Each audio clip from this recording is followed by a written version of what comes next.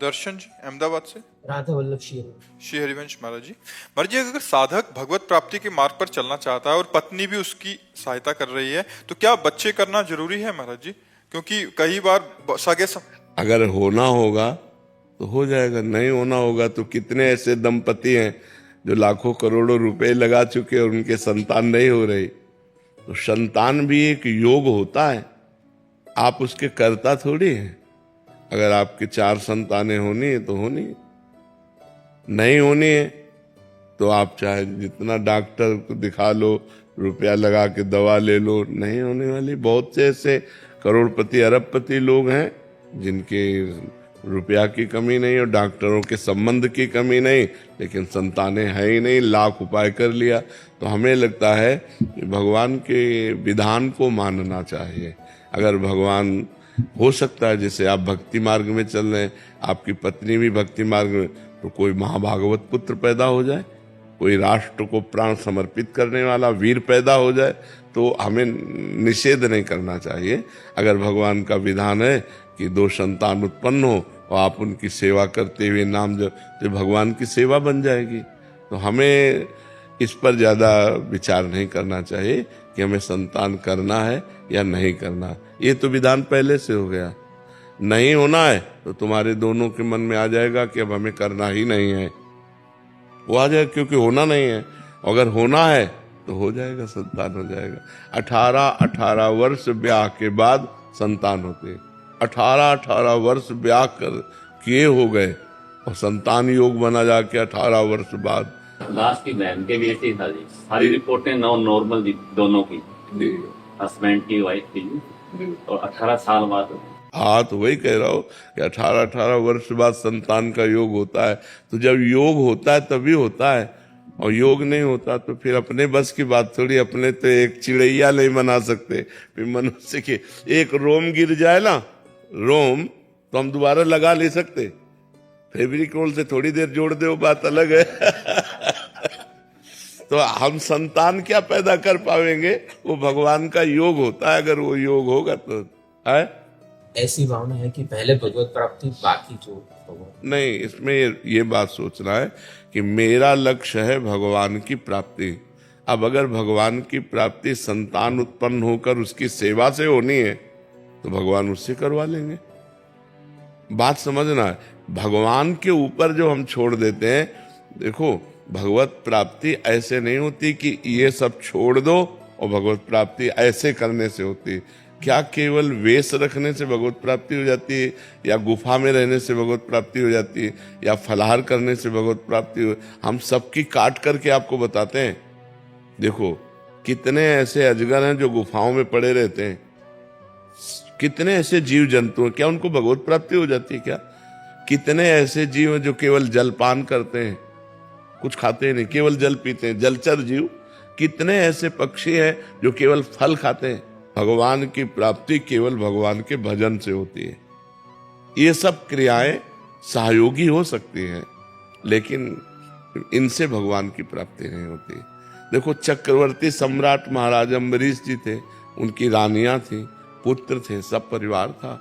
जनक जी थे, परम ज्ञानी महापुरुष थे, जिनके विरक्त शिष्य श्री सुखदेव जी महाराज शिष्य बने। वो गृहस्थ में रहते हुए जनक जी कितने बड़े महापुरुष हुए।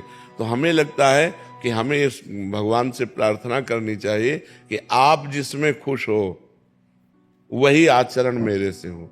अगर संतान उत्पन्न होकर के उसके पालन पोषण में आप खुश हो तो आप ऐसा करवा दो, और अगर नहीं खुश हो तो आप बिल्कुल मत करवाओ। हे नाथ, मेरे जीवन का लक्ष्य है आपकी प्राप्ति। आप जैसे प्राप्त हो जाते हो वो सुगम मार्ग मुझे दे दो। मुझे कुछ पता नहीं कि आप कैसे प्राप्त होते हो, आप जैसे प्राप्त होते हो वैसे मुझे मार्ग दे दो। ये मुझे अच्छा लगता है। जोई जोई प्यारो करे सोई मोहे भावे। अधीश राज सरावत जी मुंबई से। राधे राधे। राधे राधे महाराज जी। महाराज जी, जीवन में कई बार हम सही और गलत में अंतर जानने के बाद भी सही मार्ग का चयन नहीं कर पाते। ऐसे में भगवान से किस रूप में सहायता मांगे ताकि हमारी सही मार्ग पर चलने की इच्छा इतनी प्रबल हो जाए कि हम अपने आचरणों और आदतों को बदलाव ला सकें? नाम जप बारी मथे घत होए बरु, शिकताते बरु तेल, बिनु हरि भजन न भवतरिय, या सिद्धांत अपेल।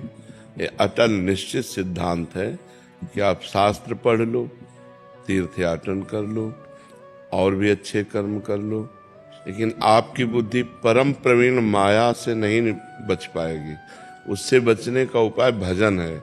जब तक भजन जिसके जीवन में नहीं होता तो ज्ञान की बातें करता है, आचरण गिरे हुए ही करता है, वृत्ति उसकी संसार में ही रहती है।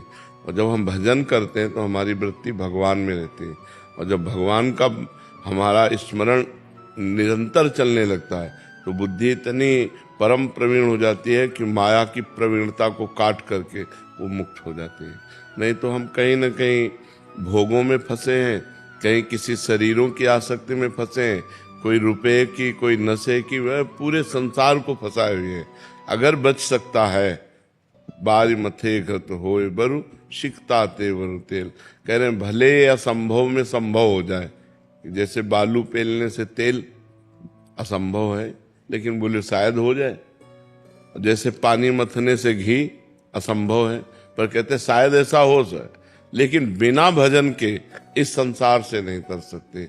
इसलिए भगवान का जो परम प्रिय नाम गुरुदेव ने दिया हो या जो अपने को प्रिय लगता हो, खूब नाम जप करें। नाम जप करें और आचरण जो नहीं करने चाहिए उनसे बचने की चेष्टा करें। बचाएंगे तो भगवान करो सदा तिनके रखवारी, जिम बालक राखे महतारी। जैसे बच्चा गंदी चीज पकड़ना चाहता है, माँ दौड़ के बचा लेती है। ऐसे जो भगवान का भजन करते हैं तो भगवान दौड़ कर उसे बचा लेते हैं। कोई न कोई रूप धारण करके आते हैं और जहाँ वो गलत करना चाहता है उसको बचा लेते हैं। भगवान कहते हैं करो सदा तिनके रखवारी। तिनके किनके? जो नाम जप करते हैं, जो भगवान को हृदय से पुकारते हैं पर असमर्थ हो रहे हैं, गंदी बातें उन्हें गिरा रहे हैं। तो जब वो भगवान को पुकारते हैं तो भगवान किसी न किसी रूप में आकर उनकी रक्षा कर लेते हैं और ऐसा बल देते हैं आगे से हमसे वो गलती ना हो। नहीं कोई भगवान को प्राप्त ही न कर पावे, इतनी प्रबल माया है। अगर भगवान कृपा न करे तो कोई भगवान को प्राप्त ही न कर पावे, इतनी प्रबल माया। शिव बिरंच का मोह है को है बपुरान। जब बड़े बड़े भगवत स्वरूपों को मोहित कर ले तो फिर और बेचारा कौन है संसार में। बहुत भगवान की प्रचंड माया है। लाख बार पता है ये गलत है, नहीं करना चाहिए, पर वो करता है। अपने को ज्ञानी समझता है। सब शास्त्रों का ज्ञान है। ये मतलब हम साधारण आदमी की बात नहीं कह रहे, शास्त्रों का ज्ञान है। धर्म से चलने की कोशिश करता है और जानता है गलत है, फिर भी कर बैठता है। इतनी प्रचंड माया है कि मान लो जो जानता नहीं तो भाई मेरे को पता नहीं था, गलती हो गई, लेकिन अपने को गलती करने के पहले अंदर आ रहा है ये गलत है। ऐसा नहीं करना चाहिए, बिल्कुल नहीं करना चाहिए।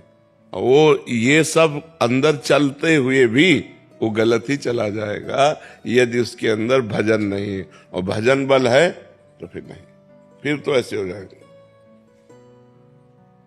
जैसे कोई गंदा खाद्य बमन आदि क्यों खाना चाहेगा, ऐसे वो अधर्म के आचरण नहीं करेगा।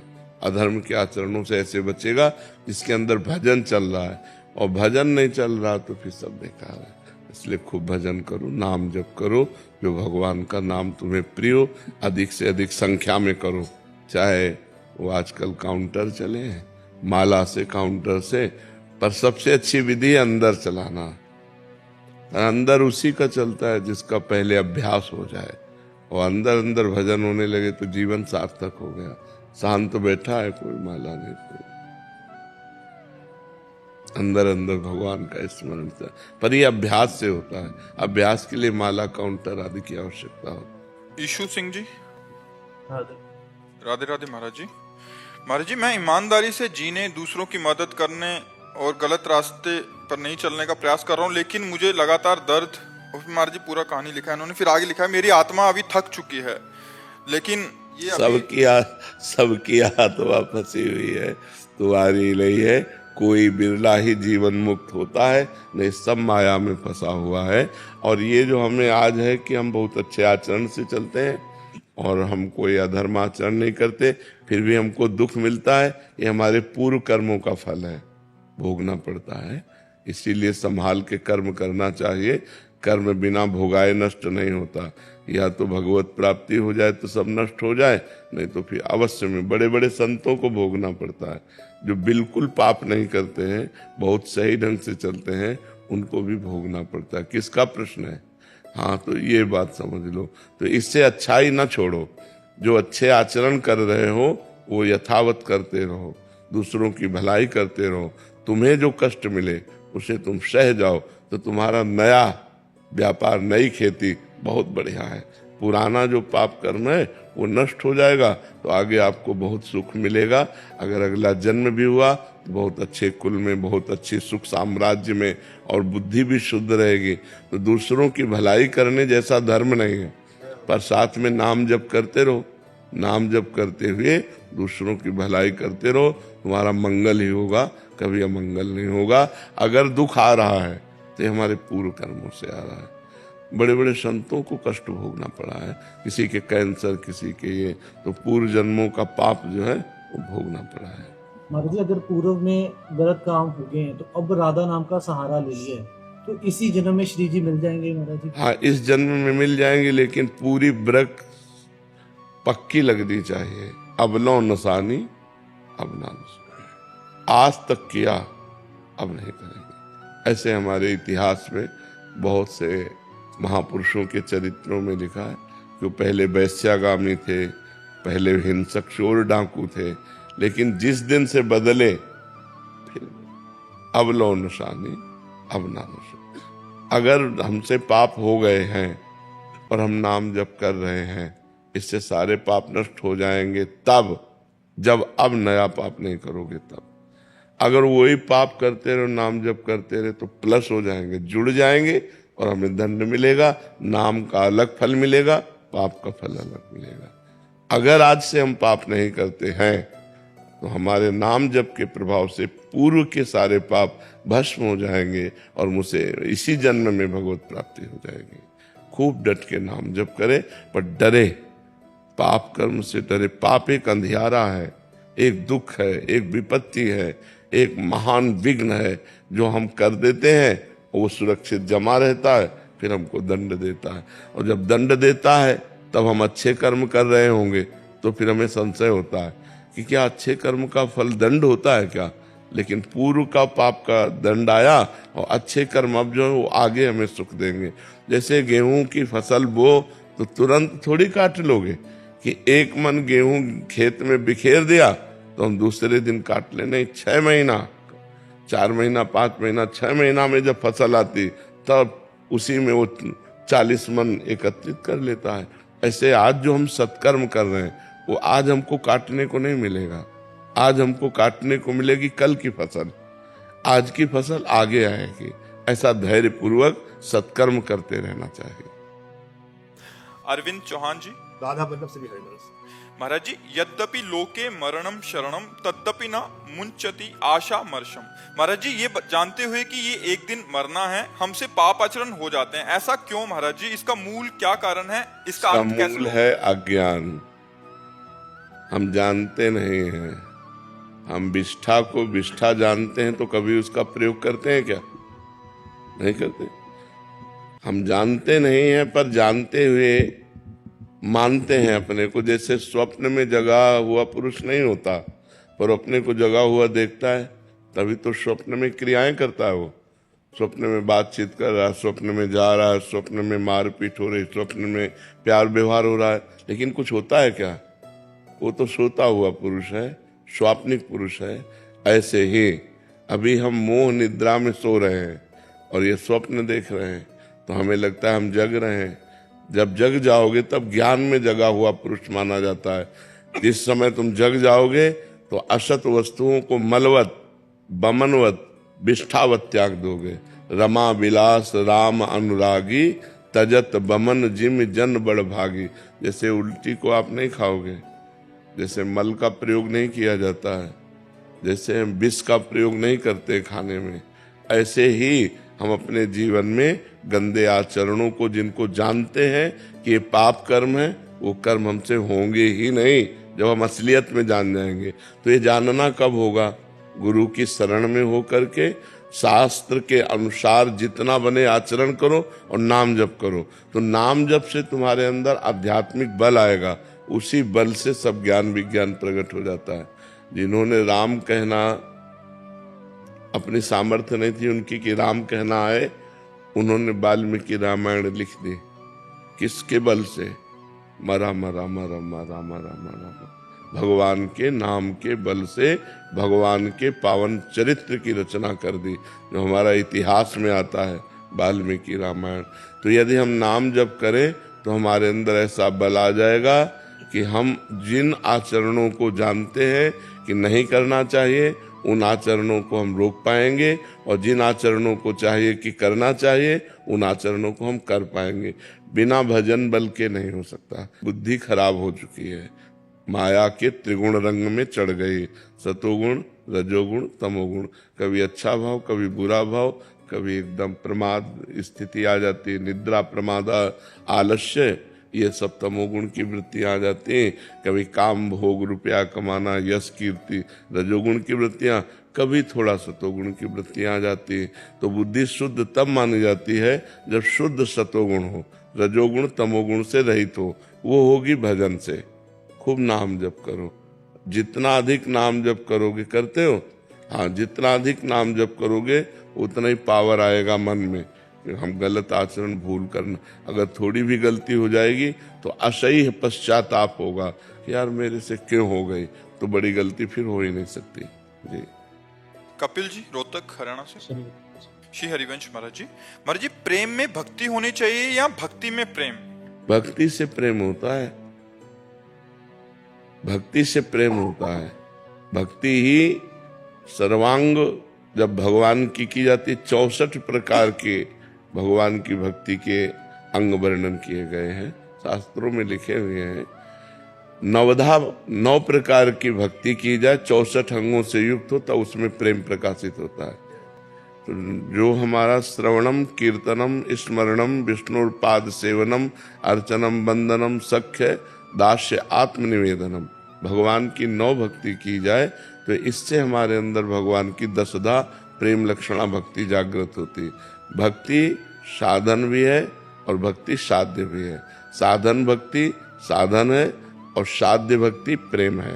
जब प्रेम के द्वारा भगवान का नाम जप किया जाता है, प्रेम के द्वारा भगवान की कथा सुनी जाती है, प्रेम के द्वारा भगवान की अर्चना वंदना की जाती है, तब वो अलग होती है। पहले प्रेम प्राप्ति के लिए हमारी अर्चना वंदना नाम कीर्तन भजन साधन होता है, ये साधन भक्ति। किसका प्रश्न है?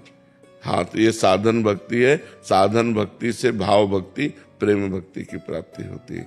बिना भक्ति के प्रेम कैसे जागृत हो जाएगा? विविका धवानी जी। महाराज जी राधे राधे। महाराज जी, यदि शारीरिक पीड़ा भी कर्म फल है तो दीर्घ पीड़ा में आस्था और धैर्य कैसे बनाए रखें? नाम जप करते हुए जब हम भगवान का आश्रय लेते हैं तो हमें बल आता है। जैसे इससे ज्यादा दीर्घ पीड़ा क्या होगी? दोनों किडनी फेल हैं, डायलिसिस होता है। अब जब तक जिएंगे आखिरी श्वास तक ये पीड़ा हमको भोगनी पड़ेगी। तो दीर्घ पीड़ा है, लेकिन भगवान का भरोसा है और भगवान का नाम जप है, तो उससे हिम्मत आ जाती है। हम आप लोगों के सामने बैठ करके भगवत चर्चा कर पाते हैं। तो नाम जप से और भगवत आश्रय से, ये 2 बातें होनी चाहिए। भगवत आश्रय और नाम जप, तो हर कष्ट सह सकते हो, क्योंकि प्रेम में कष्ट सहने का बल होता है। जब हम भगवान से प्रेम करते हैं तो हम शरीर के द्वारा जो भोगे जाने वाले कष्ट हैं उनसे हम ऊबते नहीं तो अभी हम डिप्रेशन में चले जाएं कि यार कब तक, मतलब बुखार हो जुखाम हो 2 दिन 4 दिन ठीक हो, और 20 वर्ष हो गए भोगते हुए, 20 वर्ष हो गए, दोनों किडनी खराब हुए, और वो डाउन पे डाउन होती चली जाती है। लेकिन हमें सही पूछो तो कोई परेशानी नहीं,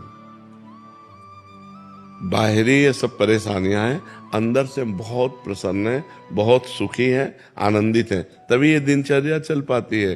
तो ये आनंदित होना, दुख में सुखी होना, बड़ा अच्छा लगना, ये भगवान के बल से है। तो बड़े से बड़े दुख को हम आनंद पूर्वक तब सह सकते हैं जब हमारा मन प्रभु से जुड़ा हो, प्रिया प्रीतम से जुड़ा हो। मन प्रियाजू के चरणों में है तो शरीर दुखी है तो उसको सह रहे। अगर मन इसमें लग जाए तो घबराहट पैदा हो जाए। अब ये एक बार होना हो तो चलो हिम्मत कर ले, अतरे दिन रोज ये सब तो कितना बड़ा मतलब कष्ट का विषय है। लेकिन आपसे सच्ची कहते हैं, हर कष्ट आनंददायक होता है।